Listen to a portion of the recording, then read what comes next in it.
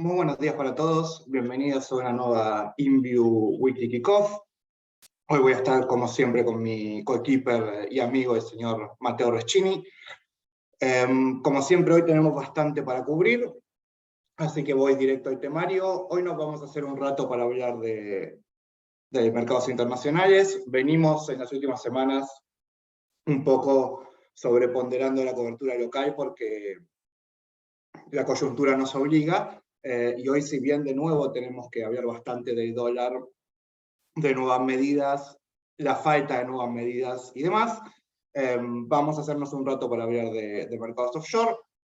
Como siempre, macro, bancos centrales, actividad e inflación siguen siendo los temas del momento. Ya entraron unos cuantos balances, así que vamos a hacer un breve repaso de cómo anduvieron los resultados. Y después les adelanto que esta semana es una semana clave, tanto por los balances que se presentan como por datos económicos y de reunión de la Fed, así que esta semana vamos a tener mucho trabajo seguramente. Luego sí, le paso la posta a Mateo para cubrir lo que ya comentamos, dólar, el tema del momento, y ver un poco cómo las medidas que se tomaron afectaron o no, y qué podríamos esperar un poco para más adelante. Discúlpenme la voz, estoy un poco resfriado, pero lo vamos a sacar adelante. Comenzamos. Bien, el tema del momento sigue siendo la inflación, que por ahora no muestra señales de dar el brazo a torcer, y hasta el momento seguimos, los datos que tenemos hasta ahora son de aceleración. Acá podemos ver cómo Europa y Estados Unidos hacen un movimiento muy similar de inflación, y es interesante ver cómo China está viviendo otra dinámica. Hay muchísima discusión en el mundo académico de por qué China no tiene inflación en este momento. Esto en parte se debe a la canasta de bienes y servicios que miden, que es bastante diferente de la de los países más desarrollados, reconociendo su estatus de emergente. Y por otro lado, cuando en el mundo occidental se dieron fuertes estímulos para salir del COVID, en China, estímulos fiscales estoy hablando, China fue mucho más medida con esas decisiones, y además todavía sigue esporádicamente haciendo grandes cuarentenas por COVID en ciudades importantes y demás, lo cual obviamente tiene el efecto inverso de dar un estímulo. Por lo tanto, esto es algo interesante que quería remarcar, pero está claro que Estados Unidos y Europa están en pleno proceso inflacionario todavía, si bien, obviamente, la caída en la actividad, la caída en el precio de commodities, en el margen que vimos en las últimas semanas, ya apuntan a que quizás, si no vimos el pico de inflación interanual, deberíamos estar cerca. Veremos si el próximo dato convalida esta hipótesis, pero en principio los planetas parecerían estar alineándose hacia un proceso de desinflación que veremos a qué ritmo se desenvuelve y cuánto tarda en volver a niveles del 2, 2,5, que son obviamente con los que la Fed se siente más cómoda. La noticia quizás más interesante de estas últimas semanas es que el Banco Central Europeo abandonó su no política monetaria y decidió dar una suba de 50 puntos básicos hasta el 0,5% en su tasa de referencia, obviamente contra una inflación que está corriendo al 8,6%. De alguna manera, Lagarde no le quedó otra opción que comenzar a subir las tasas. De hecho, fíjense que una suba inicial de 50 puntos ahora no nos parece tan impresionante, porque la Fed estamos discutiendo subas de 75, 100 puntos, pero hasta hace no mucho en el Banco Central europeo lo que se discutía es cuándo vamos a subir 25 puntos y tratar de postergarlo lo más posible. Pero bueno, evidentemente no quedó más margen, y ahora sí tenemos a los dos grandes bancos centrales actuando en modo contractivo simultáneamente. Esto es interesante porque de alguna manera aplacó la suba vertical del dólar contra las principales monedas desarrolladas.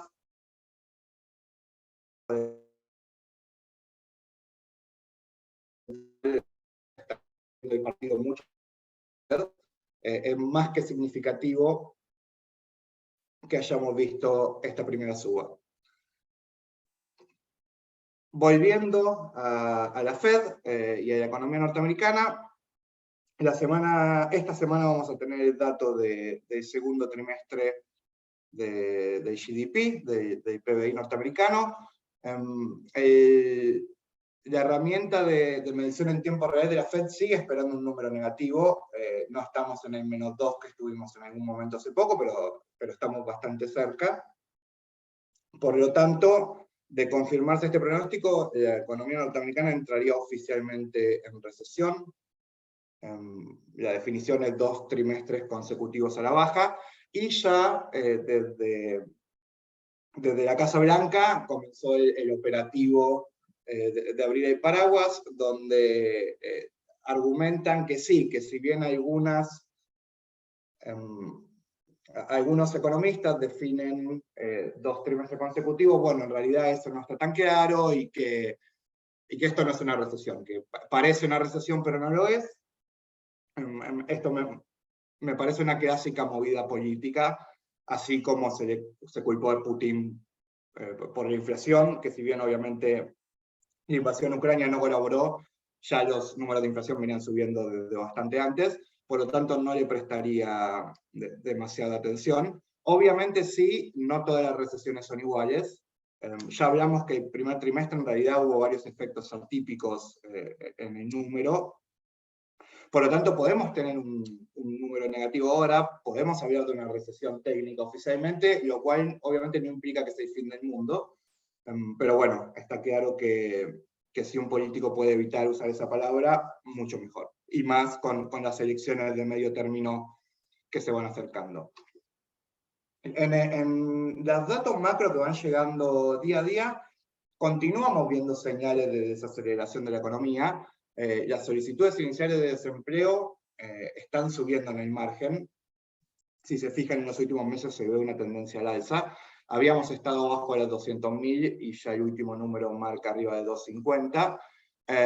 Si miramos el PMI, o sea, el Purchaser Manager Index, que de alguna manera trata de anticipar el ritmo de la economía futuro, también tanto en zona euro como en Estados Unidos, los últimos datos están por abajo de 50. Un dato por abajo de 50 significa que hay más contracción que expansión dentro de quienes contestaron. Tampoco es el fin del mundo, pero de nuevo, señales que apuntan a una economía que como mínimo se está desacelerando y fuerte. Quizás en donde más claro se ve esto es en la curva de Treasuries, que continúa con una forma bastante atípica, pero que de hecho si comparamos contra la semana pasada, esto se agudizó todavía más, como se ve ahí bastante clarito. ¿Qué nos está diciendo la curva de Treasuries? La curva nos está diciendo primero que vamos a tener una recesión, lo cual ya podría confirmarse esta semana, independientemente de lo que la Casa Blanca quiera argumentar, pero a su vez nos está diciendo que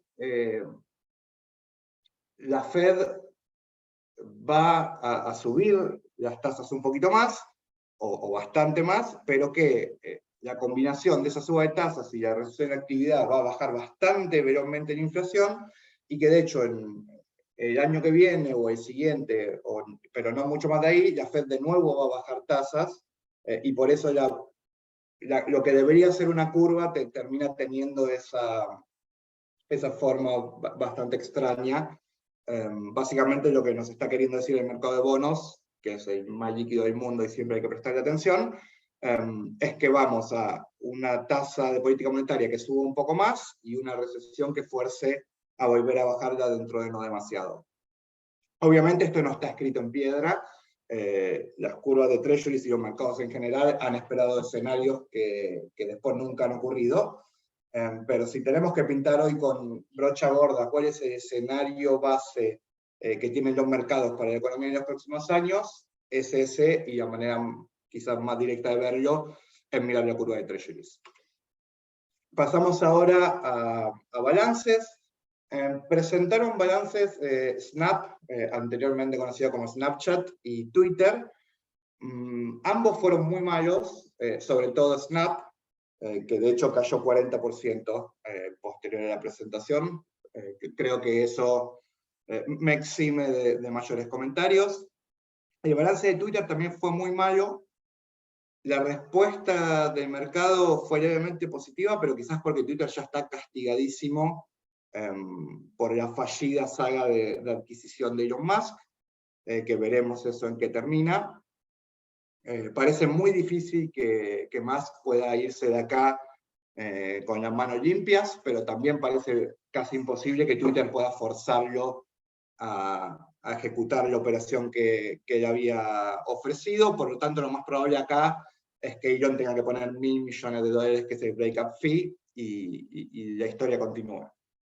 Ahora, quizás lo más importante de estos balances, sobre todo el de Snap, donde manifestó que la competencia por cada dólar de publicidad se está incrementando y que eso dificulta la marcha del negocio, lo cual también es consistente con todas las señales de desaceleración de la economía que estamos viendo.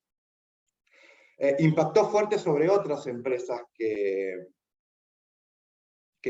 cuya principal fuente de ingresos es la publicidad, y se castigó muy fuerte a Meta, que viene ligando parejo por cualquier tema que suceda en el mercado, pero Alphabet, por ejemplo, también cayó más del 5%, y otros papeles menores como Pinterest también mostraron caídas de 2 dígitos.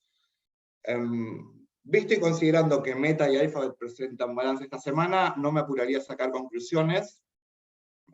Permítanme la metáfora cruda, pero como me dijo un colega, extrapolar lo que le pasa a Snap a Alphabet es como preguntarle al kiosco de la esquina cómo le va y extrapolarlo a una cadena de hipermercados. Sí, los dos venden publicidad, pero son dos negocios tan distintos, con una llegada al mercado tan diferente, una escala que no me parece tan comparable. Pero bueno, claramente el mercado está muy sensible. Estamos en un bear market, por lo tanto se suele exagerar a la baja. Veremos esta semana si efectivamente era para tanto, o esto no fue más que una oportunidad de compra en los papeles más grandes. De hecho, la caída en Alphabet del 5% representa una caída de market cap mucho más grande que si el NAP hubiera caído 100%, no 40%. Por lo tanto, tuvimos acá una especie de efecto mariposa donde el rebote termina siendo más significativo que la noticia inicial. Tuvimos también, obviamente, otros balances, si bien esta semana viene lo más importante. Ya presentaron todos los bancos principales, que siempre es un sector a seguir muy de cerca. En líneas generales, tuvimos un panorama mixto. Goldman Sachs y Citigroup se destacaron dentro de los 6 grandes bancos. Pero bueno, en líneas generales hubo, por un lado, muchos menores resultados por trading y fusiones y adquisiciones, dado el mercado bastante más complejo que estamos viendo en estos meses, y también varios bancos decidieron subir sus reservas por pérdidas crediticias, lo cual también es consistente con una economía que se desaceleró o va rumbo a una recesión. O sea, como verán, todos los patitos apuntan en fila hacia el mismo lugar. Las ganancias de los bancos son muy volátiles justamente por esto. Por ejemplo, tuvimos ganancias hace no mucho más altas de los que se esperaban, porque el impacto del COVID no había sido tan grande sobre la calidad del portafolio de crédito, y por lo tanto se habían retirado reservas por pérdidas crediticias, lo cual obviamente infla los resultados, y ahora, en vistas a que podemos tener una recesión en breve, estamos viendo el efecto inverso. Tenemos de cualquier manera casi terminado un informe sectorial de los bancos, porque obviamente es un sector que seguimos de cerca y tenemos posición, así que en estos días se los haremos llegar. Después comentarios breves de otros papeles sueltos. Johnson & Johnson estuvo muy bien en líneas generales, dio un guidance un poco más débil por la fortaleza del dólar. Esto es algo que se repite en muchos cotizantes. Obviamente las grandes empresas norteamericanas ya a esta altura son empresas globales y le venden a todo el mundo. Quienes tengan una participación muy importante de sus ingresos ex Estados Unidos, como su balance está en dólares, obviamente la fortaleza del dólar ahí termina jugando en contra. A Tesla le fue relativamente bien porque pudo trasladar a sus clientes los mayores costos de materias primas de sus autos. Y Netflix también tuvo una respuesta positiva, perdió suscriptores, pero perdió menos de los que se esperaba, así que como todo se compara contra el escenario base, fue malo pero no tan malo, y tuvo una buena recepción por parte del mercado, también un papel que está muy pero muy castigado desde sus máximos. Entro ahora sí a anunciar lo que viene en esta semana, que nos va a tener bastante movido, y después ya entramos en Argentina.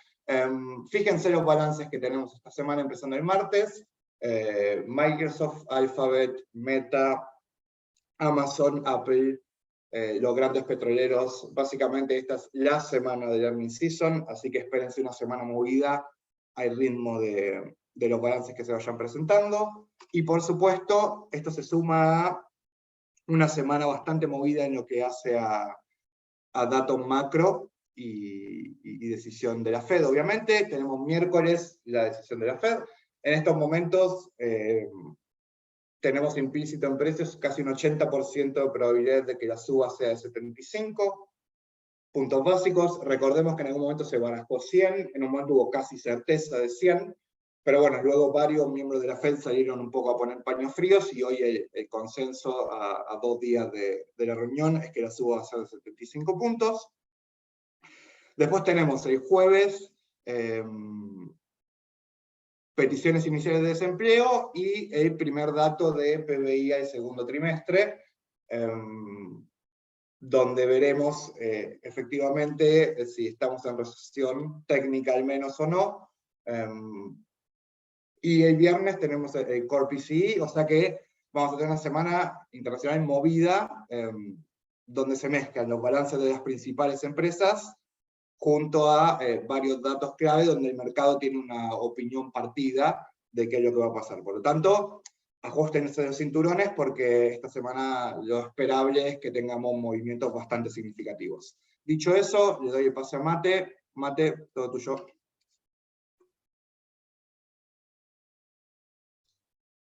Bien, perfecto. Acá estoy. Ahí debería verse la pantalla. Bueno, la verdad es que esta última semana en Argentina pasó mucho, pero no pasó nada. Básicamente, lo único que podemos hablar es del tipo de cambio. El tipo de cambio estuvo muy, pero muy volátil durante toda la semana. Y más que volátil, con tendencia, ¿no? O sea, porque no fue que subía y bajaba específicamente, sino que parecía que subía 30 pesos y luego bajaba 10, digamos, así que eso es tendencia, no es volatilidad en tal caso. Así que por ahora, digamos, ver un poco lo que sucedió es esto, ¿no? Como para ponerlo un poco en perspectiva, desde principio de año y hasta el fin del primer semestre, lo que tuvimos fue una lateralización del tipo de cambio. Nada más ni nada menos que eso, ¿sí? Lateralización sin ningún tipo de diferencia, con una inflación atroz, digamos. Entonces, lo que veníamos diciendo y mostrando en otros gráficos, hasta, digamos, el fin del primer semestre, lo que se ve es meramente una apreciación real del tipo de cambio CCL. A partir de eso, y con el combustible, por así decirlo, de todo el problema en la curva a hacer, vemos este salto considerable, ¿sí? De una suba del 68,4% en lo que va del año, del contado con liquidación, ¿sí? Que si lo vemos en términos de brecha cambiaria, estamos ante una brecha de 154%.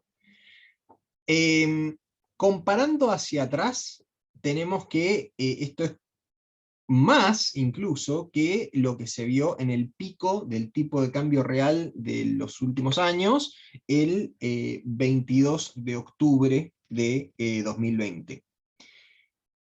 A ver, esto, una brecha cambiaria del 154%, para dimensionar, ocurrió pocas veces en la historia, ¿sí? Y si lo vemos con este gráfico de Fernando Marul, que fue tan gentil de proveernos, si vemos más o menos lo que es el dólar, bueno, el paralelo y el oficial contra distintos momentos de la historia, ¿sí? Pero a precios de hoy, ¿sí? El corriente. Bueno, hemos mostrado series así acá que hicimos in-house, pero acá, bueno, Fernando tiene más datos hacia atrás, fíjense que estamos en una situación que es peor que el 2001, y no solo que es peor que el 2001, sino que se remonta a fines de los 80, los 70, va, la década de los 80 más que fines de los 80, si fines de los 80 era bastante más alto, digamos, pero si vemos acá, pocas veces en la historia estuvimos peor en los últimos 50 años. Entonces, esto básicamente es algo que queríamos mencionar. ¿Está mal? ¿Esto parece caro? Sí, o sea, contra me animo a decir, el 80% de la historia argentina, el tipo de cambio ahora parecería caro. Ahora, no estamos en una situación de quiebre absoluto y total, ¿no? O sea, no estamos en la hiperinflación de Alfonsín, no estamos en el Rodrigazo.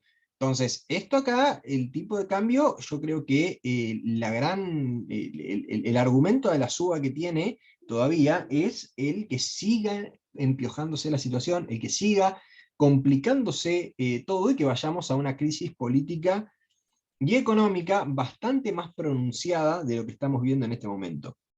Entonces, esto acá lo que vemos es más que nada, o sea, el argumento alcista es la posibilidad de que esto nuevamente se vaya al demonio en proporciones, digamos, de los peores momentos de la historia económica argentina.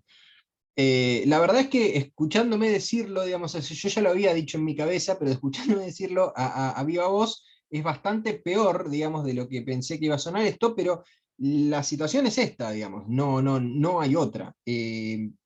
Este es el único argumento alcista, digamos, o sea, que esto siga subiendo, o sea, que siga subiendo, digamos, en términos reales, ¿no? O sea, por encima de la inflación, para ir por, no sé, más crisis política, ruptura del gobierno, una inflación mucho más elevada que básicamente sea perjudicial para el funcionamiento de la economía, sea una hiperinflación. Entonces, por ahora, el mercado manteniendo el tipo de cambio en estos niveles, no descarta esos escenarios, ¿no? Mientras tanto, mientras el mercado del CCL y el MEP está en una situación apocalíptica, por así decirlo, el oficial, bueno, viene subiendo un poco el ritmo de suba de tipo de cambio, ¿sí? Acá lo vemos en tasa efectiva mensual, ya esto lo hemos comentado en varias otras oportunidades, digamos, que si lo miramos en tasa efectiva mensual para poder compararlo con la métrica de inflación, ya que no miramos más inflación anualizada, sino que directamente miramos la inflación ya mensual, y vemos que estamos en ritmo del 5, 5,5, que es lo que se vio para el mes de junio, ¿sí? Entonces, la inflación de junio dio 5,3, entonces técnicamente el Banco Central estaría con ese ritmo como para tratar de seguir a la inflación. Bueno, sí, pero, digamos, el problema es que las consultoras ya ven que la inflación de julio puede comenzar con 7, y muy probablemente, muy probablemente comience con 6. Entonces, respecto de lo que ya está sucediendo, el tipo de cambio sigue atrasándose respecto de la inflación, sigue apreciándose en términos reales. Entonces, por este lado vemos que hay una disociación, digamos, ¿no?, entre lo que se ve en el mercado de tipo de cambio de mercado más libre, con la lectura que claramente está haciendo el Banco Central y que está tratando de llevar adelante. ¿Eso dónde se ve? Claramente eso se ve en la brecha, ¿sí? La brecha vuela, digamos, por el aire, porque obviamente el CCL y el MEP suben más de lo que sube el oficial. Lo cual hace que mucha gente esté planteando, bueno, la brecha obviamente es algo distorsivo y que no ayuda para nada a la actividad económica porque genera incentivos contrapuestos, digamos, a todo exportador le da el incentivo a no exportar ahora y esperar a más adelante a ver si esto se cierra, digamos, al menos para tener la opcionalidad, el valor de la opción, y a todo importador le dice, hace todo lo que puedas ahora, porque básicamente mientras más grande sea la brecha, más diferencia va a haber y más incentivo va a tener el local a comprar artículos importados. O sea, mal que mal, yo creo que todos nos dimos cuenta de esto y todos estamos tratando de sobreponderar consumo de importados, viendo de que cada vez va a ser más difícil conseguirlos, y además que esto en un momento va a tener que cerrarse un poco, ¿no? Entonces, hay mucha gente planteando que la devaluación es inminente. En mi opinión, la verdad es que creo que como estamos en una situación que es muy frágil, una devaluación brusca, un salto, con un salto discreto del tipo de cambio, obviamente estamos hablando de cuando hablamos de una devaluación, hablamos de un salto discreto, porque claramente, o sea, con esto vemos que se devalúa todos los días. Si no se devaluase, esto sería una línea recta en cero, y no es una línea recta en cero, sino que lo que se espera es un salto discreto para cerrar un poco, ¿sí?, esto a fuerza de subir el oficial.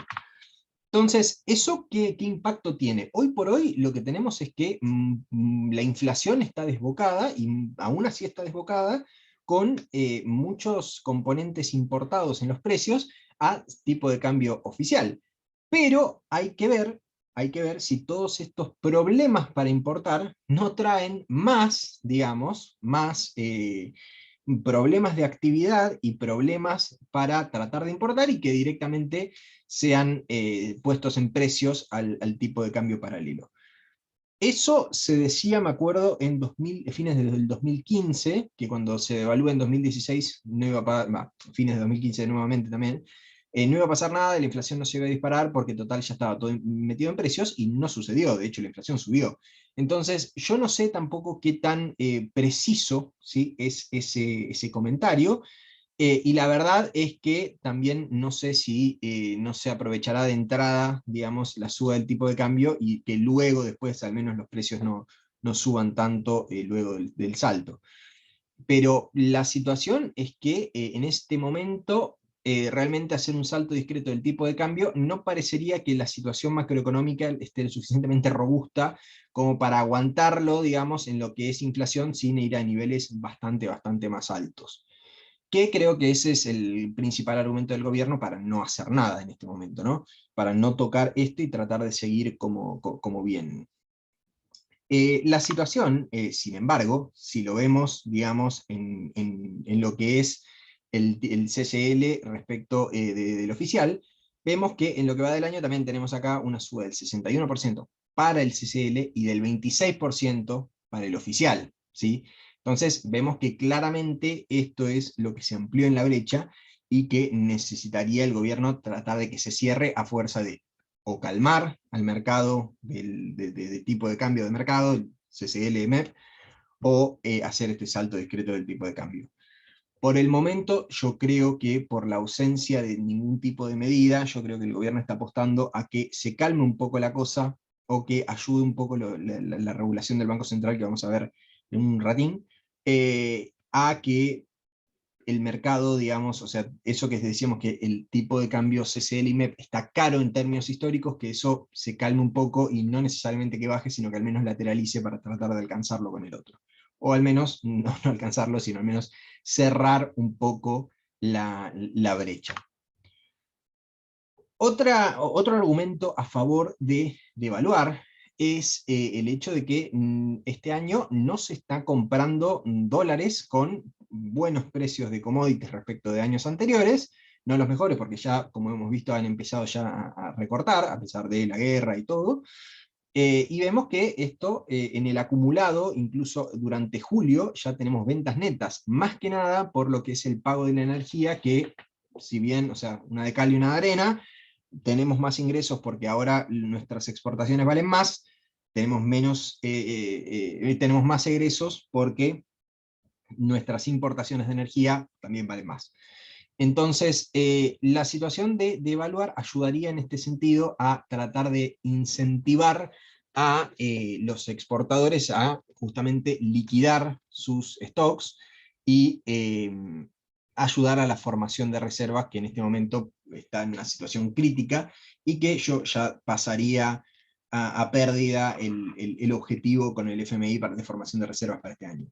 Entonces, nuevamente, este es otro de los argumentos a favor del salto discreto del tipo de cambio, y que el gobierno debe estar también mirando de cerca, porque justamente una forma de que esto mejore no es solo incentivar a la venta a los exportadores, sino también tratar de frenar las compras de los importadores. Y justamente es algo que estamos viendo, que las regulaciones cada vez son más, o sea, es gracioso, digamos, ver cómo salen las justificaciones de las regulaciones diciendo, sí, sí, para fomentar el acceso al mercado de cambios, cuando en realidad lo que se está tratando de buscar es hacer regulaciones cada vez más específicas para que el que acceda al mercado de cambios sea una persona en particular, digamos, o una actividad en particular, como pueden llegar a ser insumos para la generación de exportaciones. Que aún así, si uno habla con gente, con productores agropecuarios, ve que bastante ya también se está empezando a tratar de evaluar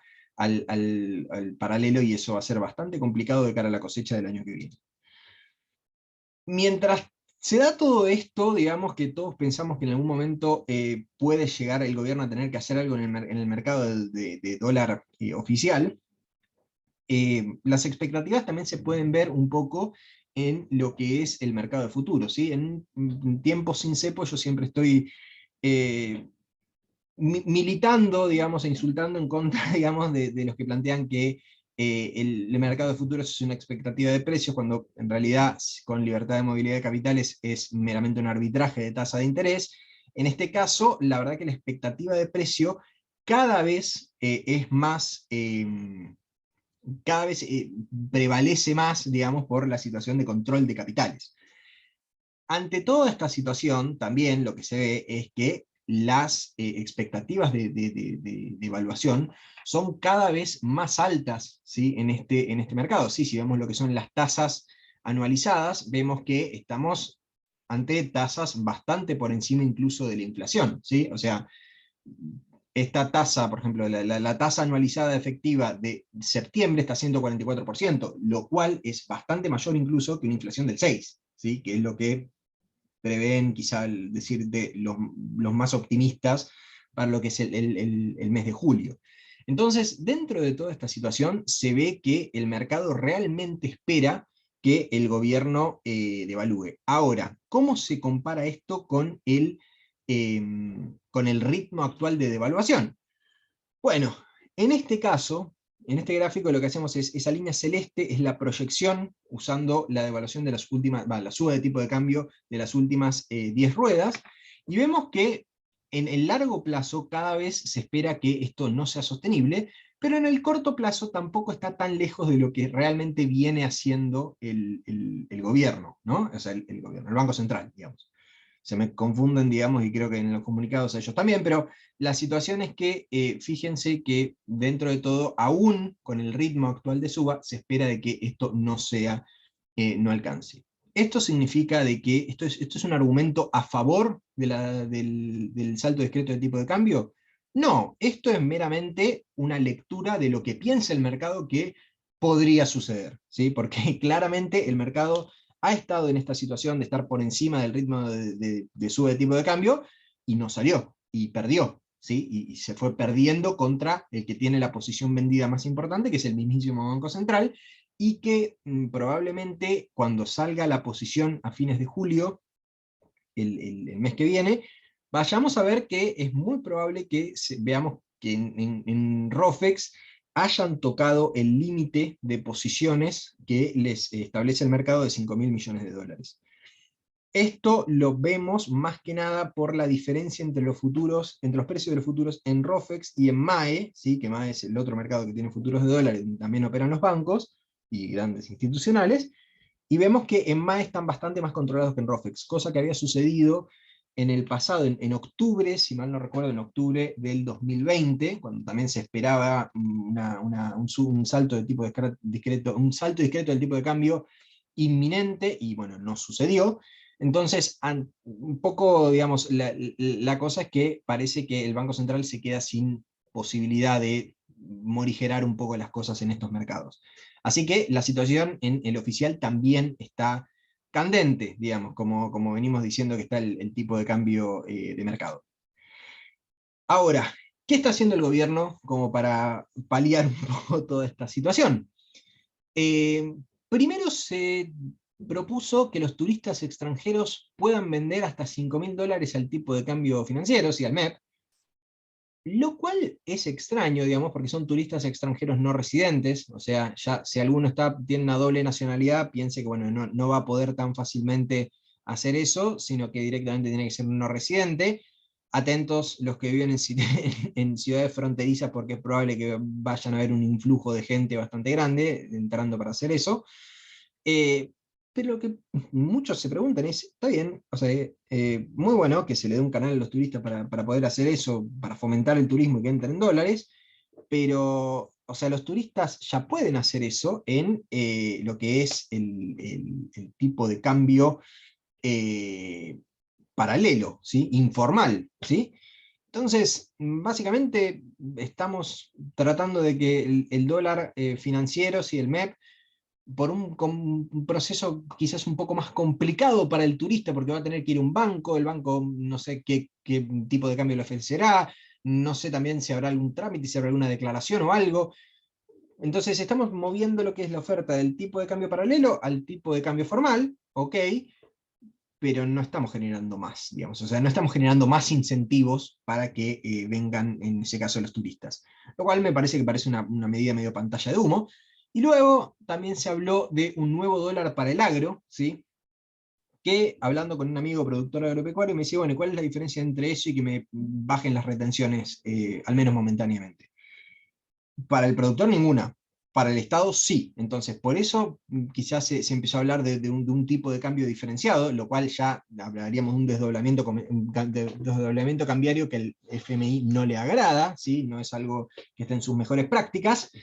Y la gran diferencia para el gobierno en este caso es que si baja las retenciones va a tener una fuente menor de recaudación, mientras que si genera un tipo de cambio más alto, esto se resuelve con más emisión, que al fin y al cabo va a ser más, más inflación. Entonces, estamos ante malas situaciones para todos lados para el gobierno, pero bueno, al menos eso ya lo desmintieron. Estas medidas, como pueden ver, una ya fue desmentida y la otra no tiene mucho efecto real. Entonces, vamos a otra medida que vimos la semana pasada y que sí realmente puede llegar a tener. He tenido algunas preguntas de algunos de ustedes sobre esto y bueno, justamente vamos a esto en particular. Si queda alguna duda, por favor, después lo vemos al final y vamos viendo los casos. Entonces, hasta ahora, ¿sí? Las personas que accedían al MULC, ¿sí? Sea que compres dólar solidario como persona física o que seas un importador, tenías, o sea, el banco, digamos, por más que alguien me diga, no, yo nunca declaré eso. Bueno, sí, pero cuando vos comprabas en el banco el solidario, tenías un tick que decía acepto los términos y condiciones, estabas aceptando todo esto, una declaración jurada, que decía que en los últimos 90 días y en los 90 posteriores, no habías ni ibas a vender eh, activos financieros contra dólares, DOC, sea lo que sea, o sea, comprabas AL30, vendías AL30D, te inhabilitaba, comprabas Apple y vendías Apple D, te inhabilitaba. O sea, no transferir el título afuera y cosas, si lo hacías dentro de lo que es el círculo BIMA, digamos, ¿no? O sea, eso, cualquier cosa que vos en BIMA vendas contra D o contra C, te inhabilitaba. ¿Sí? No podías. Entonces, esto ya dejaba en claro que bueno, las empresas y las personas físicas podían hacer MEP si accedían a multa. Luego, las transferencias a las depositarias del exterior. Básicamente es enviar los títulos afuera y hacer el cable a la vieja usanza, cuando no teníamos la especie C, se compraba un título, se transfería al exterior y se liquidaba en Euroclear. Entonces vos ya no podías transferir en los 90 anteriores ni en los 90 posteriores para si accedías a multa. Luego, no podías hacer canjes de títulos por activos externos, o sea, no podías hacer estas cancelaciones de CDRs, tampoco podías agarrar, comprar Apple, que te entreguen Apple afuera y directamente vender, ni podías comprar en pesos títulos valores emitidos por no residentes, ¿sí? Entonces, ante todo esto, lo que veíamos es que había una línea Maginot entre lo que son los que accedían a MULC, gente que compra solidario, y empresas importadoras o que importaban, no necesariamente tiene que ser su flujo comercial la importación, sino que cualquier cosa, si importaban algo y lo accedían a MULC, directamente iban a tener todas estas restricciones. Ahora, se agregó, ¿sí?, el jueves 3 puntos más, ¿sí?, que son bastante más astringentes, o sea, hacen que esta línea Maginot Antes teníamos como en el muro de Berlín, digamos, era directamente de concreto, y después le empezaron a poner alambre de púa encima. Bueno, esta es la segunda ronda de medidas sobre esto, alambre de púa, digamos, y lo que no se puede hacer ahora es comprar CDR, ¿sí? Además de todo lo anterior, comprar CDR, o sea, los que acceden a MULC no pueden comprar CDR, no pueden comprar títulos valores de deuda privada emitida en jurisdicciones, por jurisdicción extranjera, digamos. Entonces, ante esto es todo lo que sea obligaciones negociables, ante todo lo que sea, o sea, deuda emitida por, deuda que cotice en mercados argentinos, pero que sea emitida en la jurisdicción extranjera, ley extranjera, ¿sí? Cualquier bono, digamos, de ley extranjera no se podría comprar si es emitido por un privado. Entonces mucha gente decía, bueno, entonces acá lo que están haciendo el gobierno es haciendo que nadie que haya accedido a MULC pueda comprar su propia deuda. No podrían comprar globales y bonares. No, porque en este caso está hablando de deuda privada. Ahora, ¿qué sí podrían comprar? Sería comprar deuda privada emitida en jurisdicción local. Entonces, ONs de empresas bajo ley local sí se podrían comprar. Después veríamos que esto es independiente si paga cable, si paga MEP, eso después se ve, pero la cuestión es que sea la legislación.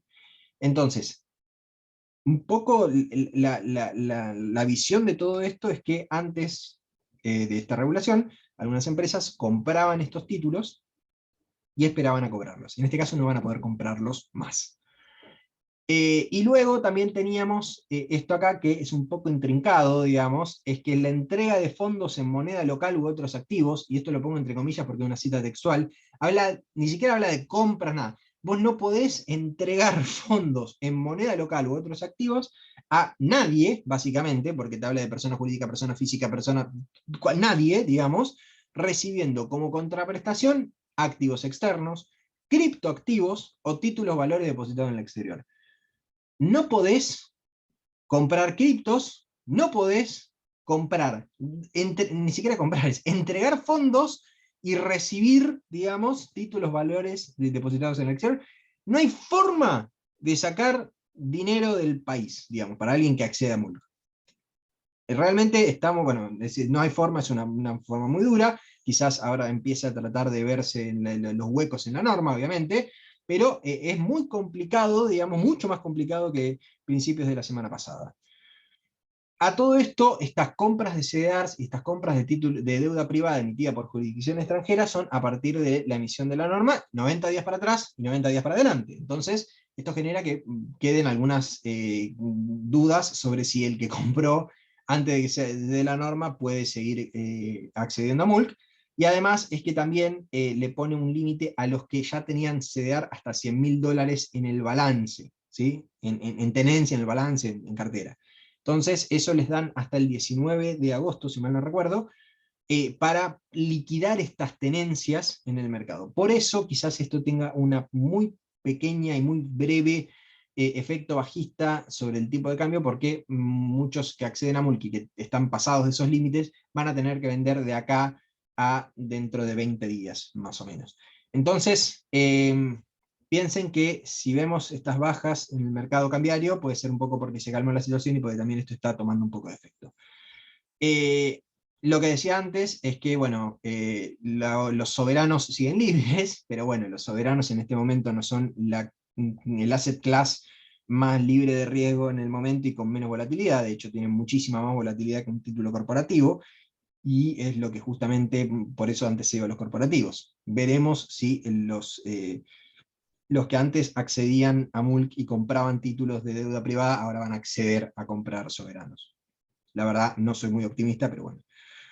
Y bueno, esto lo agregué esta mañana, el update de esta mañana, es que se decía, o sea, yo la verdad que no lo creía mucho de que vaya a haber medidas este fin de semana, porque como ven, todas las opciones son malas, todo está mal, y bueno, la verdad es que yo creo que mientras nada explote muy mal, van a tratar de seguir surfeando la ola de fuego con tachuelas arriba de la tabla de surf, pero mientras tanto van a tratar de seguir haciéndolo porque alrededor hay tiburones.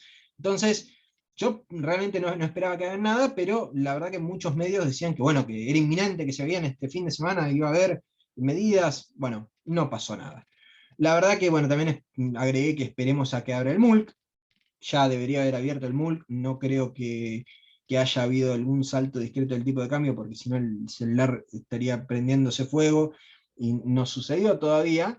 Así que la verdad que creo que podemos decir que no pasó nada, no hubo ninguna medida, nada raro por el momento. Que, que ante todo este panorama bastante desolador, ¿qué seguimos recomendando nosotros? Bueno, acá tenemos estos nombres, o sea, estos nombres conocidos por todos, digamos, para quien quiera rehuir de todo esto, ¿no? Porque tenemos regulaciones saliendo semanalmente, la situación parece muy frágil, todas las opciones son malas, entonces en algún momento, de alguna forma, alguien va a sufrir por algún tipo de desbande de alguna norma. Entonces, para quien pueda, obviamente, ya les acabo de explicar que personas que accedieron a Solidario o al MULC como giro de negocios, digamos, como importaciones, no van a poder hacerlo. Pero para los demás, nosotros seguimos insistiendo en tratar de pasar las tenencias al exterior y hedgearse con estos títulos que por el momento 4% para títulos a la próxima, o sea, 2025, 2026, 2027, no parece muy bajo rendimiento. Entonces lo seguimos planteando como una opción para quien quiera disminuir riesgo.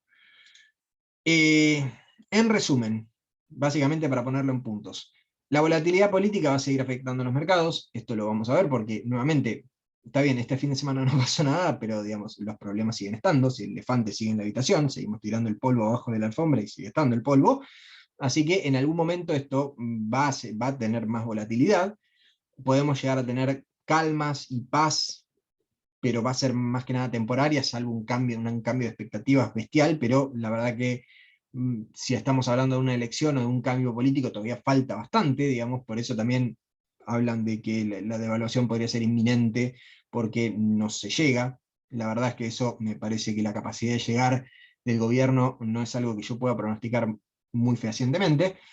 El tipo de cambio parece caro, respecto a la inmensa mayoría de la historia, digamos, pero no más que en periodos donde todo se fue al demonio. Entonces tengamos eso en cuenta, digamos, en este momento, vender los dólares es asumir que no se va todo el demonio, ¿sí? Que no tenemos un símil Rodrigazo, que no tenemos una símil hiperinflación de fines de los 80. Entonces, considerar que está caro es hacer ese supuesto implícito, digamos, de que la situación a partir de ahora va a mejorar un poco, se va a calmar un poco, y que no vamos a estos periodos más oscuros de la historia económica argentina. Dentro del corto plazo podemos llegar a tener un impacto bajista de estas medidas sobre el CCL, que la verdad que también este impacto bajista puede llegar a tener, salvo que nos convenzamos todos de que ya está todo un poco mejor, tiene corto plazo, ¿no? Porque hasta que se haga toda esta readecuación. El tipo de cambio oficial no sube ni siquiera al nivel de la inflación. También eso es una situación a considerar, y eso va a hacer que probablemente se venga que va a ser bastante más complicado importar, que va a ser bastante más complicado el acceso a MULC para cualquiera, de cualquier cosa. La posibilidad de un salto discreto o de algún desdoblamiento, digamos, aumenta. Hablo de desdoblamiento y hablo de la creatividad del regulador, porque yo veo mucha gente haciendo asunciones de supuestos de desdoblamientos que no me terminan de cerrar, digamos, porque hablan de desdoblamientos exportador e importador, digamos. Que está bien, eso es un desdoblamiento, pero puede haber un montonazo de desdoblamientos, ¿sí? De comercial y financiero. Si llega a ser comercial y financiero, básicamente estamos en la misma situación en la que estamos ahora, y con el comercial seguiríamos con las importaciones comiendo las pocas exportaciones que quedan. Entonces, hablando de que importaciones y exportaciones, hacer una cosa así, el que necesita insumos importados para exportar, sería muy, pero muy, pero muy complicado, digamos, seguir con su situación económica. Entonces, hay que ver, digamos, a qué llamamos desdoblamiento, y yo también me es difícil pronosticar desdoblamientos porque me parece que la creatividad del regulador va a jugar ahí. Bueno, lo que hablábamos al final, de que las inversiones en el exterior escudan de los cambios en regulaciones, no necesariamente, digamos, de riesgos de mercado, pero más que nada en lo que es la pata local. Y lo que decimos siempre, y esto más o menos se confirma con todo este problema regulatorio, que Argentina no es para más de un 10% de la cartera, y menos en estos momentos de alta turbulencia. Sin más, y pasando a las dudas, que debe haber bastantes, vamos a las preguntas. Perfecto, Mate. Arranco yo con una que Hugo nos pregunta si conviene comprarse CDRs ahora con el CCR abajo, conviene esperar un poco más. Acá varios puntos. Primero, que creo que ya lo dije en algún momento, una cosa es comprar dólar, otra cosa es comprar CDRs. Los CDRs te dan cobertura, porque obviamente el papel original está en dólares, pero estás expuesto a la volatilidad del papel que compraste. Por lo tanto, para el que quiera comprar dólar, yo recomiendo que compre directamente MEP o cable o lo que quiera, o en todo caso que si quiere un activo seguro, compre Treasuries o N, como mostraba Mateo, pero no comprar CDRs como avenida única del dólar si no te gusta el activo subyacente que hay abajo, porque te podés llevar un problema en lugar de una solución. Dicho eso, si querés especular con el efecto que puedan tener estas medidas, el momento para comprar es cuando la gente que está forzada a vender, venda. Ahora bien, ¿eso cuánto puede empujar para abajo? ¿Cuánto puede durar? Y cuánto efecto puede tener frente a un escenario que se siga descomponiendo, es imposible. Es imposible de estimar, porque no sabemos mañana qué va a pasar o qué medidas se va a tomar. Mi opinión personal es que si hay una baja inducida por esto, puede ser oportunidad de compra de corto, pero es como medir una cosita chiquita en medio de un maremoto gigante de cosas. ¿Cómo aislás esto? Me parece casi imposible. Después, Mate, para vos hay un par de preguntas. Sí, perdón, y sobre lo de los CDRs, también quería agregar una muy pequeña cosita más, y es el hecho de que, o sea, meterse en CDR en este momento porque puede aparecer una de estas oportunidades, bien, está bien. Ahora, para que sea un arbitraje, deberías tener también la otra pata, digamos, ¿no? La pata exterior para cubrirte de la local. Entonces, también no nos olvidemos sobre qué es un arbitraje y qué es ir de frente al riesgo. Y segundo, también, considerar que los rumores que hay, que nuevamente son rumores, y no hay que volverse loco con todos los rumores, pero de CDRs se ha dicho de todo, ¿sí? La semana pasada, yo no sé si alguno estuvo enchufado, pero se hablaba del cierre del programa, se habló de todo. Yo pienso que va a suceder todo eso, me parecen bastante extremos, bastante de todos esos rumores, pero sepan que se están metiendo en un activo del cual se dice de las peores cosas en este momento, digamos, de los rumores. Nuevamente, me parecen completamente muy tirado de los pelos muchos de los rumores, pero sepa que, bueno, que va a tener que enfrentarse a escuchar esas cosas, mientras tanto los tienen tenencia. Bien, hago rápido un saiteo que tenemos bastantes. ¿Cómo ven la posibilidad de aumento del parking? Por el momento, la CNB, cuasi informalmente, las nuevas autoridades dijeron que no iban a tomar ningún tipo de medida de este calibre, lo cual tiene sentido, porque restringir la oferta del operatorio lo único que hace es subir el precio. Esto ya lo confirmamos en las últimas corridas, así que por el momento nada. ¿Se sabe por qué Comafi es el banco que emite los CDRs? Bueno, yo trabajé en Comafi, así que justo de esto les puedo comentar. En su momento Comafi compró las actividades argentinas de un banco alemán, que no recuerdo si era el Deutsche Bank, que era el que se encargaba de gerenciar todo este negocio, así que básicamente le quedó por herencia. Si bien, ojo, que ahora los nuevos CDRs ETF ya los está emitiendo otros, o sea que tampoco es para siempre. Cuando hablas de Argentina 10% incluye CDRs, bueno, no, porque los CDRs son de activos internacionales, así que esto me parece que corre por otra vía. En caso de un desdoblamiento, ¿qué instrumentos serían los más impactados? Bueno, básicamente futuros y dólar link, por ahí pasaría el golpe, básicamente porque esa gente está esperando una devaluación del oficial. Si vos desdoblás, justamente para no devaluar el oficial, o sea que ahí tendrías una corrida bastante interesante. Perdón y permiso, hay una cuestión, digamos. Dado que el mercado de futuros de dólar en su marco teórico, digamos, es un mercado de coberturas más que nada comerciales, es muy probable que si se haya un desdoblamiento comercial y financiero, el ROFEX siga al comercial, digamos. Nuevamente también tener la creatividad del regulador.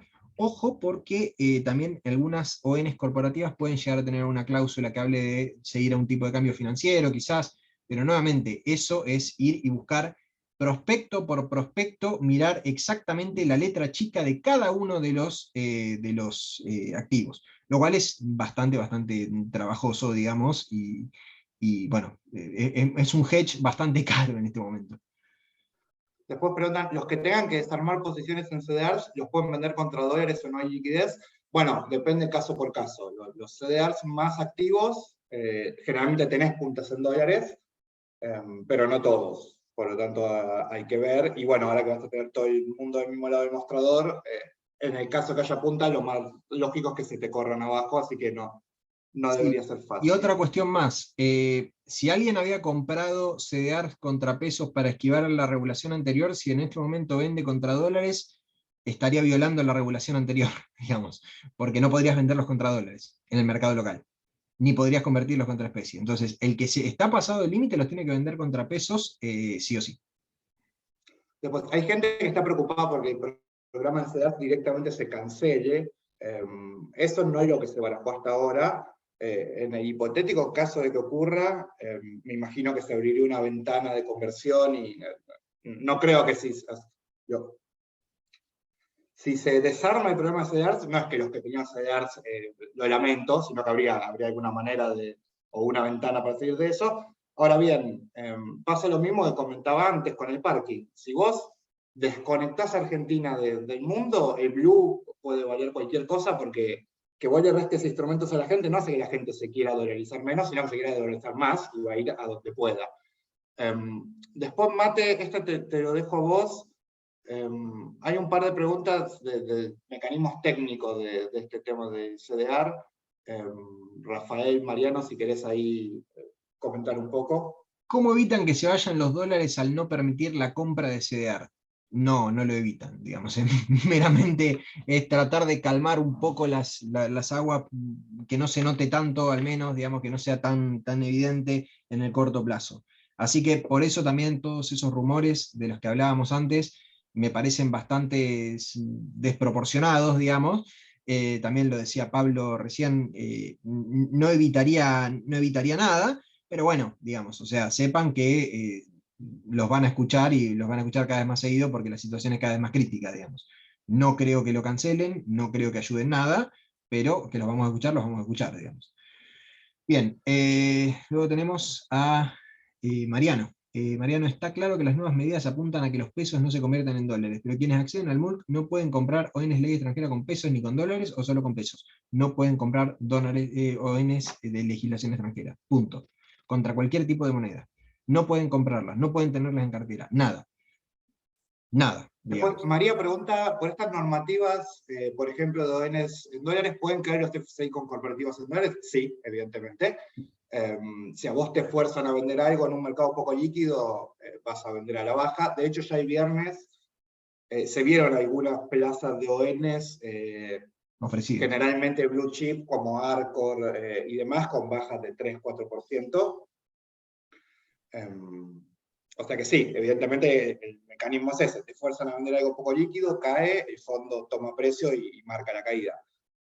Ahora bien, en este caso, también las ONs en dólar, para el que todavía pueda comprar o encuentre vericueto, también por otro lado vas a tener una corriente de demanda de dolarización, que por ahí te podría equilibrar parte de estas ventas forzadas, pero de nuevo, es muy difícil tratar de captar la microdinámica de eso si las ONs van a terminar 5 abajo, 5 arriba en medio del maremoto general. Pero sí, es probable que los fondos de ONs corporativas sientan algún impacto por esto. Veremos qué tan fuerte es y cuánto dura, porque en mi opinión,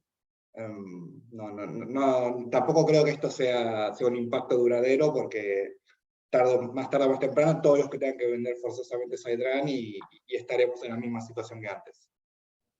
Bono dólar yen, Mate, ¿cómo ves ese tema?